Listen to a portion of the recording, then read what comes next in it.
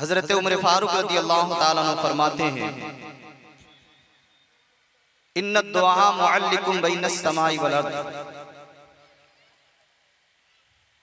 ला युरद्दु शैउन इलल्लाहि तआला अज़्ज़ा व जल्ला हत्ता युसल्ली अलन नबी सल्लल्लाहु अलैहि वसल्लम। उमर फारूक रज़ियल्लाहु ताला अन्हु फरमाते हैं कि बेशक दुआ जमीन और आसमान के बीच में मुअल्लक हो जाती है। दुआ बैनस समाई वल अर्द मुअल्लक रहती है। कब तक?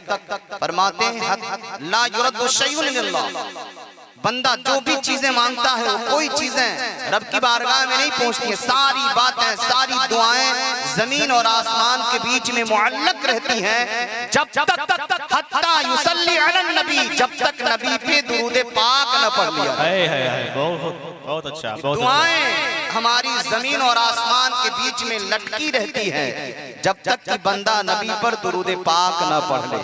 माशाअल्लाह। ये हमारे और आपके लिए खुशनसीबी है कि हम आज के दौर में खास करके हम सुन्नियों का ये तरीका, ये वतीरा बन चुका है।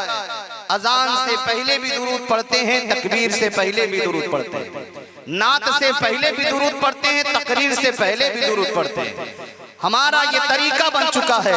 अपनी महफिल में हो तो, मजलिस में हो तो, मस्जिद में हो तो, अजान हो तो, तकबीर हो तो, हर जगह हम दुरूद पाक कसरत से पढ़ते हैं। और क्यों न पढ़ें? उमर फारूक ने जब फरमा दिया है कि हर दुआ जमीन और आसमान के बीच में मुअल्लक रहती है जब पर नबी पाक सल्लल्लाहु अलैहि वसल्लम पर दुरूद न पढ़ लिया जाए। तो आप लोग दुरूद की कसरत करें। मैंने कुरान मुक़द्दस की एक मशहूर व मारूफ आयत करीमा का तिलावत करने का शरफ हासिल किया। अल्लाह रब्बुल इज्जत इरशाद फरमाता है, वला तहिनु वला तहज़नु व अंतुमुल आलौना इन कुंतुम मोमिनीन, गम न करो, सुस्ती न करो, तुम ही बुलंद रहोगे अगर ईमान वाले हो। बुलंद हम ही और आप रहेंगे अगर ईमान वाले हैं। तो पता चला ईमान वाले तो हम सब अपने आप को दावा करते हैं, हम सब मुसलमान ईमान वाले हैं। फिर वजह क्या है? जगह जगह मारे जा रहे हैं, ठुकराए जा रहे हैं, तड़पाए जा रहे हैं, तकलीफ दी जा रही है, हमें और आपको टार्चर किया जा रहा है, हमें और आपको निशाना बनाया जा रहा, चारों तरफ से हमले हमारे ऊपर हो रहे हैं। तमाम अदियाने बातला के मानने वाले हमसे दुश्मनी कर रहे हैं, हमको बुरा कह रहे हैं, कभी हमारे मजहब को बुरा कहते हैं, कभी हमारे नबी पर उंगलियां उठाते हैं, कभी हमारे किरदार पर उंगलियां उठाते हैं, कभी हमारी जिंदगी पर, कभी हमारी मस्जिदों पर, मकाबिर पर, दरसगाहों पर, इबादतगाहों पर, हर तरफ चारों तरफ हमले हो रहे हैं। वो भी सिर्फ मुसलमान और इबादतगाहों पर, मस्जिदों पर, हमारी दरसगाहों पर, मदरसों पर, मकतबों पर, इसी पर हमले हो रहे हैं। आखिर क्यों हो रहे हैं? कभी हमने इस पे गौर करने की कोशिश की है? बड़ा अच्छा उन्वान दिया गया है जलसे का, तहफ्फुज़ सुन्नियत कॉन्फ्रेंस। हम अपने आप को सुन्नी कहते हैं। यार सुन्नी कहते किसको हैं? हम कहते हैं, नारा लगाते हैं नबी का दामन नहीं छोड़ेंगे, नारा लगाते हैं सहाबा का दामन नहीं छोड़ेंगे, नारा लगाते हैं वलियों का दामन नहीं छोड़ेंगे, नारा लगाते हैं गौसो ख्वाजा का दामन नहीं छोड़ेंगे,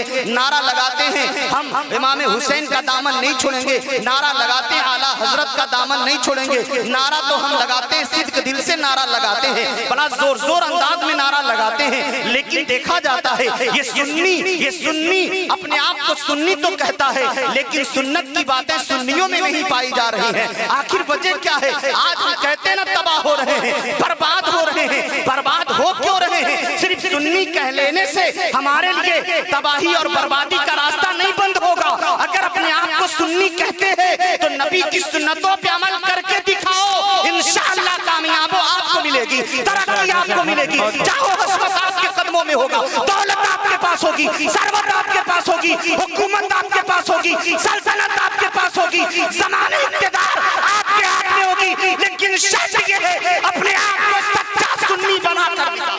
बहुत माशाअल्लाह, बेशक हक है। बहुत आपको पहले सच्चा सुन्नी बनाकर दिखा दो। लेकिन मैं तो कहता हूँ जो अपने आप को सुन्नी कहता है और बगैर 4 लाख लिए अपने बेटे का निकाह नहीं करता है, फिर वो सुन्नी कैसा यार? वाह क्या वो सुन्नी कैसा? कहता गौस का दामन नहीं छोड़ेंगे और नमाज को नहीं पढ़ेंगे, फिर वो सुन्नी कैसा यार? कहते इमाम हुसैन का दामन नहीं छोड़ेंगे, बहन बेटियों को बेपर्दा घुमाएंगे, वो सुन्नी कैसा यार? कितना बेहतरीन नाम दिया गया, तहफ्फुज़ सुन्नियत। सुन्नियत की हिफाजत कैसे होगी? नबी की सुन्नतों को छोड़कर, तरीके को छोड़कर, नबी के अखलाक व किरदार से पुष्ट डाल करके सुन्नियत की हिफाजत नहीं हो सकती। आज जमाना हम पर थूक रहा है, जमाने के लोग गालियों की बौछार हम पर कर रहे हैं, सिर्फ इसलिए कर रहे हैं अपने आप को आशिक़े रसूल तो कहते हैं, लेकिन हकीकत में इश्क़ रसूल से सबका दिल खाली नजर आ रहा है, हक है, खाली नजर आ रहा है। बेशक। इश्क कहते किसको, कभी हमने उस पर गौर किया? इश्क है क्या चीज, कभी हमने तवज्जो की? कभी हमने देखा इश्क कहते किसको? अजी इश्क तो वो चीज है। किसी जमाने में गालिब साहब ने कहा था, इश्क ने गालिब निकम्मा कर दिया, वरना हम भी आदमी थे काम के। लेकिन मैं कहता हूं गालिब ने जो कहा वो गलत कहा।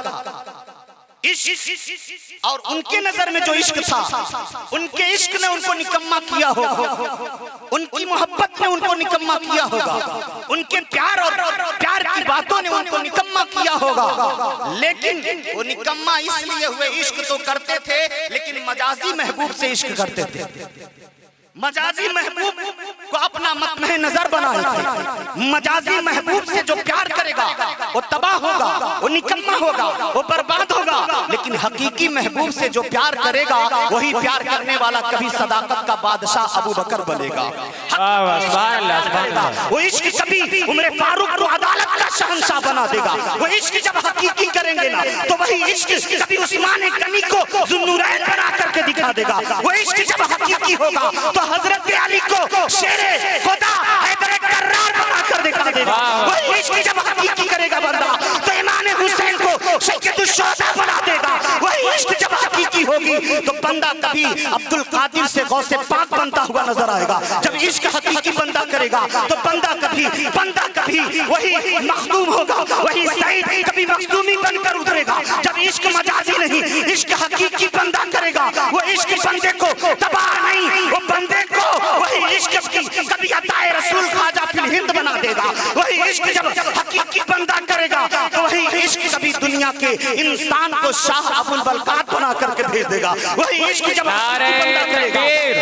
नारे रिसालत, तहफ़्फ़ुज़े सुन्नियत कॉन्फ्रेंस, मसलके आला हजरत, नारे तकबीर, नारे रिसालत। बहुत इश्क हकीकी कहना तब जाना ना मजाजी इश्क से क्या होता है यार। आओ देखो इश्क का पाठ किसने पढ़ाया, प्यार का पाठ किसने पढ़ाया है। अगर इश्क देखना है, प्यार देखना है, मोहब्बत देखनी है, साहब तुझे सुन्नियत देखनी है तो आओ चलो बरेली के ताजदार से पूछें, हुजूर इश्क कहते किसको है, हुजूर प्यार कहते किसको है, हुजूर मोहब्बत कहते किसको है। तो बरेली का ताजदार कहता है ऐ इश्क तेरे सदके जलने से छूटे। बहुत हजरत, माशाअल्लाह, क्या बात है। ऐ इश्क तेरे सदके जलने से छूटे सस्ते।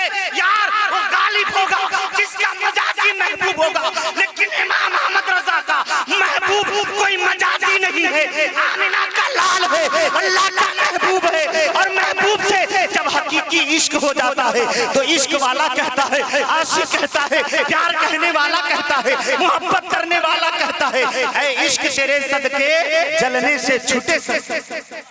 ऐ इश्क तेरे सदके, यानी नबी से वो इश्क है, नबी से वो प्यार है कि आला हजरत फरमाते हैं ऐ इश्क तेरे सदके जलने से छूटे सस्ते।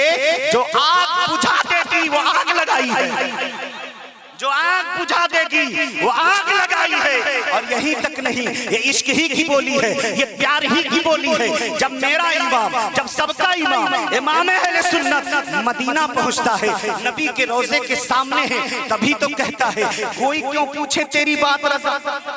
वाह वाह, क्या बात है। अभी तो कहता है ये इश्क ही तो है, ये प्यार ही तो है। कोई क्यों पूछे तेरी बात रज़ा, अरे तुझसे कुत्ते हजार फिरते थे। माशाअल्लाह, ये प्यार की बोली है जो इमाम अहमद रजा नबी के मजार के पास खड़े होकर कहता है ए अहमद रजा, तेरे जैसे तो मदीनों में हजारों कुत्ते घूमने वाले हैं, तेरे जैसे तो नबी के शहर में हजारों घूमने वाले हैं, तुझे कौन है पूछने वाला, तेरी तरफ कौन है देखने वाला, तुझसे न जाने कितने यहाँ पे तेरे जैसे इधर उधर मंगते की शक्ल में घूम रहे होंगे। जब आला हजरत ने इतना कहा था ना कि कोई क्यों पूछे तेरी बात रजा, ये इश्क कामिल है, ये इश्क हकीकी है, मोहब्बत अकमल है और कमाल मोहब्बत है इमाम अहमद रजा का कि जब खड़े होकर कहते हैं कोई क्यों पूछे तेरी बात रजा, तुझसे कुत्ते हजार फिरते हैं। तो तारीखों में आता है मुस्तफा जाने रहमत सल्लल्लाहु अलैहि वसल्लम कब्र से बाहर अहमद रजा तेरा नबी तुझे देख रहा है, ले